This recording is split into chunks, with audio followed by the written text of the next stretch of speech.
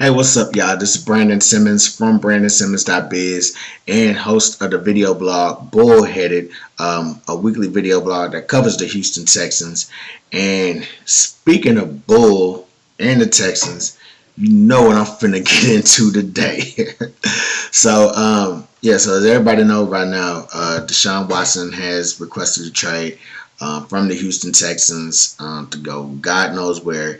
He has a no trade clause, so apparently he still has the control of where he can actually be traded to. So what I'm just doing today is just kind of dropping this video in my quote unquote off season. I usually don't do this, but I figured, man, it's New Year, try something new, and also this was something that's way too big to just kind of hold off on and let fly. So this is just pretty much my reaction to this whole trade request in and of itself. So I mean, just leading up to it, I didn't even want to believe the rumors like at all, because it's in the NFL. You just don't throw around your quarterbacks like you don't throw around your quality quarterbacks like you would do a point guard or first baseman in the MLB or point guard in the NBA. It's just something that you don't do. You got a quarterback. He's expected to be the face of the franchise. All that stuff that comes along with it. Even the ones that are drafted, like number one overall, of course. But even those that are drafted first round, second round, all that stuff. As soon as they take that starting position, they're supposed to have, they're supposed to have, kind of a stake within that franchise. So I didn't think the Texans would, drop down to those levels of get thrown away a piece like that, especially not even being a year removed from giving away DeAndre Hopkins last spring. So why would they find themselves at a point where they have to get rid of a franchise quarterback? It made no sense to me. I didn't think it was possible, and well, here we are. Also, I felt this was just way overblown at the time. So not only didn't believe it, part of me not believing is just that I felt it was hyped up, every time that, something about this was related to it. So every time Deshaun Watson would post a rap lyric, it's something that's just read into it too much. I'm like, yo, chill. Less future, what I'm saying? let it be what it is, So I felt like every time, he would post something or some news item would come up, it would be like 30 outlets just kind of jumping on it. And granted, I get it, it's Deshaun Watson, he is a big name and all this other stuff, but I think they were just making things way more bigger than it was. In the event that, there was probably a slow news day or something or news week, So to me, it at that time, it just felt like it was just taken way out of proportion than what it was, and that might have contributed, to his to why he wanted to trade in a sense. Another thing that's kind of led up to all this, just the frustration of everything, just coming off of this season. Obviously, fans are frustrated with how the season went down, and it wasn't the prettiest of seasons. We fired a coach within the year. We lost some tough games. We had some real bad losses throughout this season. We've had people get injured throughout the year. We've had players get suspended for PED usage throughout the year. So it was a lot of stuff that was just really hitting this team hard throughout the season, and fans are already frustrated from that. Then to come off of that type of season, to go into this whole, getting a new coach, going through that whole process, that being what it was, and not only that, going through that whole GM process and how frustrating that was. Fans are, they're sick of it at this point. So definitely. Fans, they've had their frustration with this team, around this time. People within the organization, and there's always been, as far as I can remember, Texans fans have always had a beef with somebody within this organization. Always. They've always had a beef with this front office as far back. I'm talking about going back to, '06, or not '06, excuse me, '02, but um, man, they have. It's always been somebody. I remember around '02 to '06, or it was Charlie Cashley. They had issues with him. At one point, they had issues with Rick Smith not being able to find a quarterback. I definitely remember, fans griping about that. Of course, we all remember, Bill O'Brien and his, GM duty. But it's also they've always, kind of had issue with the ownership on how they run this team. And with ownership, it's tricky because everybody knows, you can't fire a team owner or nothing like that. So I always felt like, sometimes maybe that frustrations with the ownership kind of landed, on a couple of the, front office people. And that brings me to my next point about this Jack Easterby obsession. Um, Granted, I haven't heard nothing about Jack Easterby until like maybe within this last year. And a lot of it's had to do with his association with Bill O'Brien, his connection to the Patriots. And, it was definitely brought up when Cesario came on as GM because, people were like, oh, damn, here goes another Patriots hire, we don't need any more of those. But, it's all got connected to Easterby, hence why a lot of people have been like, fire Jack Easterby for like the past few months or so. And so, to me, I feel like this obsession with him is not just so much him, but it's like the ownership as well. Because it's like they brought him in, they hired him. So, what are, you can't fire the owners for doing that. You know what I'm saying? So it's like, what are you gonna do? Where are you gonna take your frustrations out on? Probably the next guy that can really that's really just kind of a staple to all of this mess. So yeah, I definitely understand where that Jack used to be, fire Jack used to be obsession comes from, but I also understand like how it's been shoveled onto him as well. Um, the frustrations from Watson, just Watson himself, just seeing the things that he was being frustrated about. Kind of shared the same sentiment with the fans. Like he wanted to have a choice in the head coach and the GM search, and they didn't grant that to him.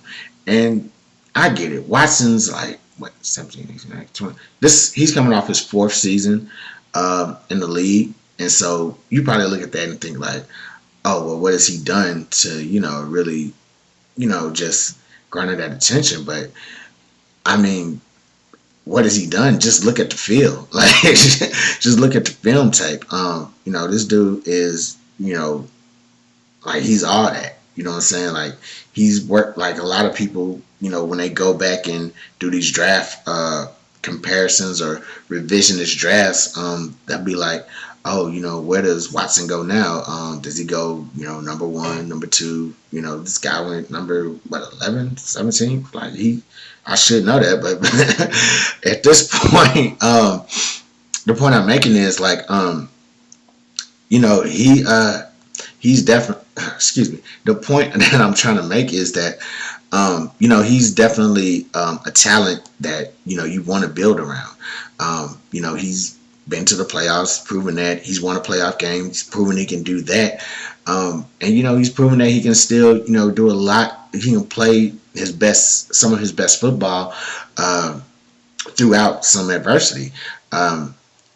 Despite him missing receivers last season and also having his number one receiver taken away from him last offseason, he still led the league in passing. You know what I'm saying? So it's not like he's some bum dude that they never were really sold on. He was just handling a roster that's been severely mismanaged. Whether it's been letting players go, overpaying players, and not having enough cap room to bring other guys in. He's kind of been a victim of that, but he still excelled through all of that. So with that being said, I don't think that I don't think that this is a guy that you just kind of dismiss or scoff at. He's the future of your franchise. If he wants to have some sort of input in the coach and the GM search, I don't see why you don't let him. In fact, if going back to that, the way the Texans have done that GM search, it was kind of janky in the first place. So they definitely messed that up even without him. So I don't see what the problem is in having him put his input on that. I don't see what the problem is having him put his input on the coaching search. Congratulations to David Culley and everything. And some of the things I've seen on Twitter, I wrote about it. I wrote about his hiring and my thoughts on that last night or whatever. You can go check that out on my website. But some of the things that I've seen on Twitter about him, dude has had a long, career. Started in '78 at Austin Peay University. Recently, had a job as the assistant head coach with the Baltimore Ravens. Just, a long, career, a long time. And so for me, it's like I compared to like what other names that we had out there, and the name that apparently Deshaun was kind of like pushing for. I don't see how we could have hired this guy. I don't see how Watson was even involved in this search. Well, you know what I'm saying? But that's a whole other thing, because it could probably be other factors, with money or whatever. But at the same time, I don't think that I don't think that him. I don't know if he had a lot of input on this particular. I don't think he had a lot of input on this coaching search, and I don't think he had a lot on what he actually wanted. Hence why this trade request being made. Also, I saw a clip earlier or somewhere reposted by somebody on Twitter, just talking about how he wants just more from the team. How I think one of the things he said in there was like the team has no foundation or whatever. So just profound words from a guy that's young in the league, of course, but he's also recognizing that he's coming into his own as a franchise quarterback, and he should be treated as such going forward. So that's just anybody in that position would be frustrated too, and so that's kind of what propelled all of this, to be honest with you. Just his frustrations of how things are being handled and how he's probably been looked at within the organization. So that's definitely understandable right there. Still, after understanding all of that, and just kind of after understanding all of that and just kind of just really grasping my thoughts and feelings around it, when I first heard this request this morning, I was hella super angry. Like why not? You know what I'm saying? Like, it goes back to what I said. You can't just throw around franchise quarterbacks like they're point guards and just like they're indispensable players. He gets traded. He's not going to go to a team, sit on the bench, then come in, to close out the fourth quarter. That's not happening right now. That's not how the game is played right now. So with that being said, this is a guy that's, ready to start right now. But, and not only is he ready to start right now, but he's one of the top guys, he's one of the top QBs that is out there. You just don't get those every day.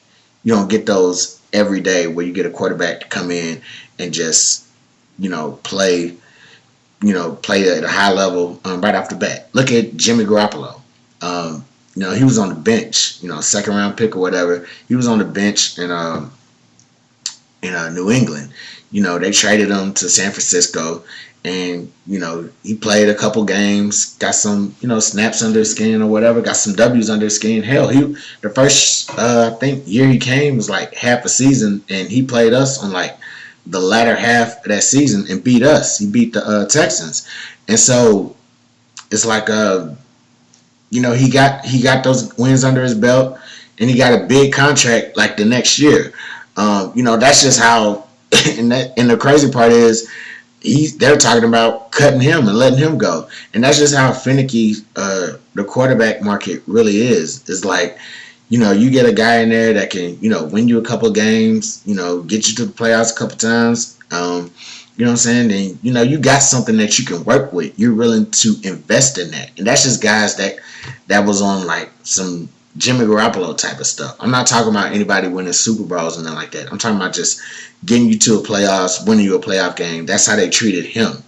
And they gave him the contract, before the Super Bowl thing. But the thing about that too was he was injured the next year. So, he really didn't like prove a lot as far as like outside of winning those games. But when he got back on his feet, he got into a Super Bowl and all the other stuff. But the point I'm making is like with a guy like Watson, that's somebody who you want to do everything you can to invest. And so it just makes me angry. I should be yelling right now, but I yelled out of my head earlier this morning. But it just makes me angry that you would just throw away that type of talent, like Deshaun Watson, the guy who led the league in passing with virtually no receiving help last season. The guy who's been, starting to set all these records, NFL history, that making these, just rewriting the NFL history books, with his stats and everything.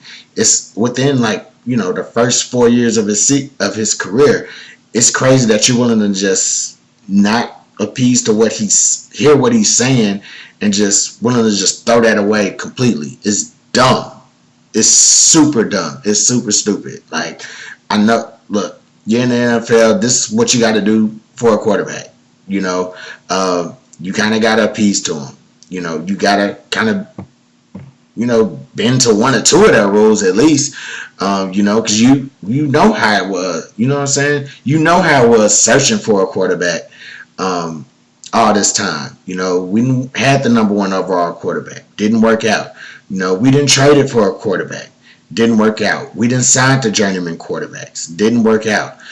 We didn't have the late round draft pick quarterbacks who we thought might be a diamond in the rough. Didn't work out.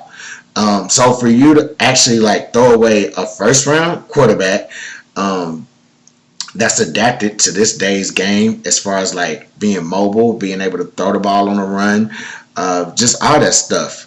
For you to just kind of throw that away and not really adhere to at least one of his demands, it's pretty dumb.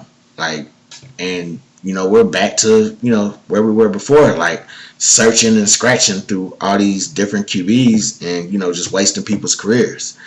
So that was my those were my angry thoughts this morning. But after calming down, I kind of started to focus on, Deshaun Watson side of things. And so a little bit I thought about, this is something that he says he wants, but is this something that he needs? Because, let's just be honest with you right now. A lot of people throwing around the Jets, and, somebody made a comment about the Jets ownership, and, you know how that goes. But not even with the Jets. It's a lot of these teams, a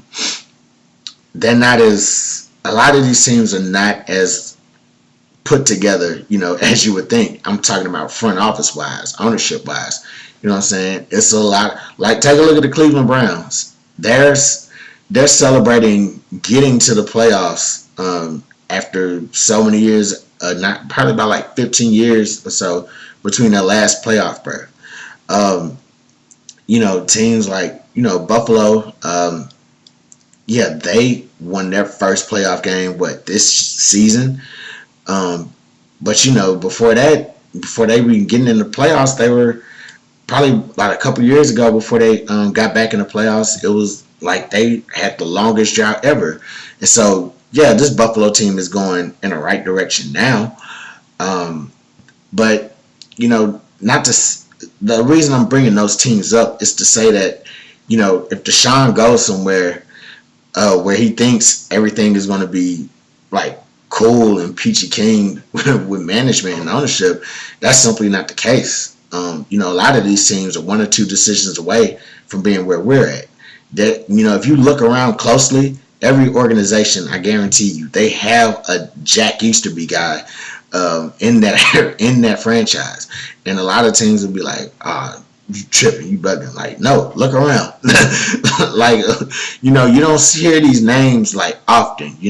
Like I said, I just heard about Jack Easterby within the last year, and somehow his name is pretty much popped up as almost as like a scapegoat for all of this bullshit. But if you look around, there's somebody within these organizations that represent that type of figure where they're stapled to like some type of mess and something's about to all fall down. Now don't get me wrong, this is a bad time. This is a bad time period that the Texans are going through right now. With of course, contributed by Bill O'Brien or whatever, but at the same time, like every organization has a guy just like this, and it's only a matter of time before something blows up in that organization's face because of that Jack Easterby type of person.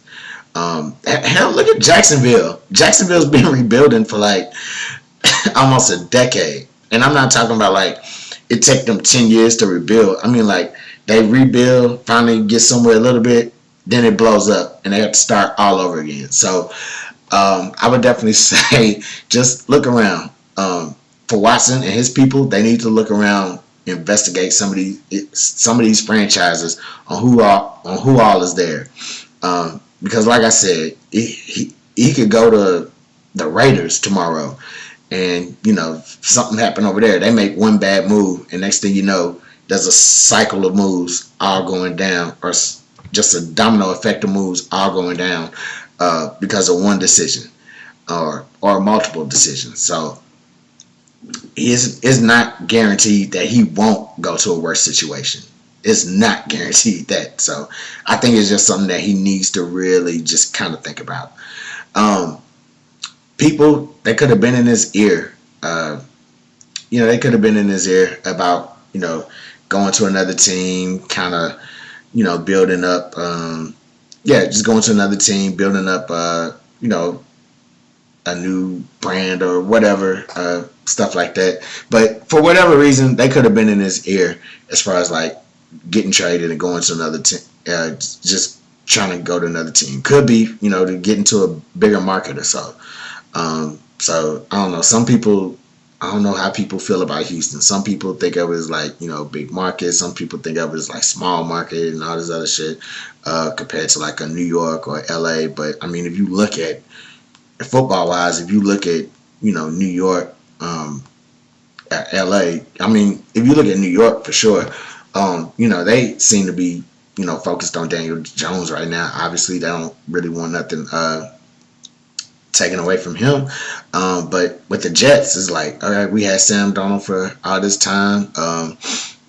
We've seen what he could do so far, and so far it hasn't brought together any it hasn't brought together any success. So we'll be wanting to move on from there. But whatever it is, I won't be surprised if there are people in his ear just pushing this. So with that being said, what can be done going forward? What will happen? So, I mean, I was listening to Ian Rappaport the other day, today actually, and it's teams that are out there that's going to trade for him. It's a whole bunch. He was like, "How high do you want to count?" You know what I'm saying? So, I mean, that makes perfect sense. Of course, I'm not going to run through all the teams. Really, I just want to go through a couple of my favorites that I have. So, particularly right now, I like the Lions. They have a first round pick, 7th overall, and a veteran QB that they can shoot us. Matt Stafford, it was announced last week that he was going to be, they were going to be parting ways with him.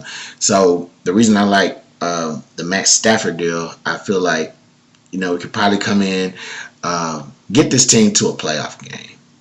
Let's see what happens with that. Because as far as like Super Bowl goes, we had those chances to wish for that, but that's all been shot down right now. Let's see if we can get to the playoffs again with this team or with the roster that they're going to be bringing in. So bring in a veteran QB. I like his game, gunslinger type. So let's see what we do with that. Broncos, 9th overall pick, first rounder, so or top 10 pick for real. And so I like that pick. I like that choice because he also has like Watson to go somewhere. They'll have some good receivers behind them. Jerry Jeudy, he's over there. Tim Patrick, I believe, he's pretty. I've seen him play a couple times. Pretty nice. And then they got a good running game over there. So you got Melvin Gordon. You got Philip Lindsay over there. Like, that's pretty cool. Von Miller. Hopefully Von Miller comes back. So you'll probably have a good little setup on defense. And now that I'm looking at it, I'm thinking like, man, if the Texans give the Broncos another piece of this team, and the Broncos win the Super Bowl, Texas fans gonna fucking kill themselves. I hate it, man. I hate it. Oh my god. I've only picked them because they got a first round pick as well. I'm pretty sure we're gonna need so much assets from Deshaun Watson. I'm telling you that right now. So yeah, that 9th overall pick is cute, but what else do you got? So, but yeah, that was just a quick side note I had about the Texans and the Watson over the Broncos. My last one, the Dolphins. Buy back our first and second round picks. I guess it was 2 first round picks actually that were sent over there for Tunsil. Make us buy our chain back type of deal. And so send them over there. Get Tua. Is 1 year under his rookie belt. So, but obviously if you send Deshaun Watson over there, a more established QB that's still young too, that'll definitely help that team out. And I mean, hell, they're probably in the same boat that I was just thinking we would be for this year. They just probably need to get somewhere to get to a playoff game, and after that, they can probably just build from that and see where it goes. But yeah, bring in Tua. He's got his rookie year under him, so we won't have to worry too much about development. Some of the rookie shakes, quote unquote, will be out. But it'll still be him like kind of learning a new system and all this stuff. So you'll have to wonder about like how well he picks up on that on a whole new system with just his second year.